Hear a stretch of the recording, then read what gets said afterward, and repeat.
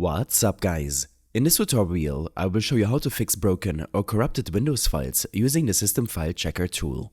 If your computer is acting strangely, there's a chance your system files are damaged or missing.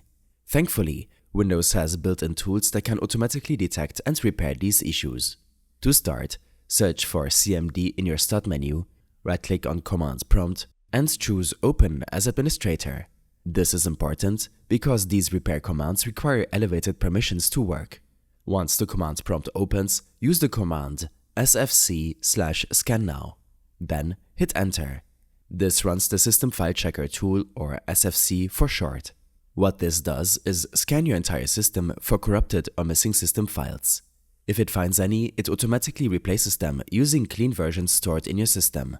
It's safe to run and often fixes common issues like slow boot times or unresponsive apps. This scan might take anywhere from 2 to 10 minutes depending on your system. Once it finishes, there's one more tool you should run to make sure your Windows image, the core of the operating system, is in perfect shape.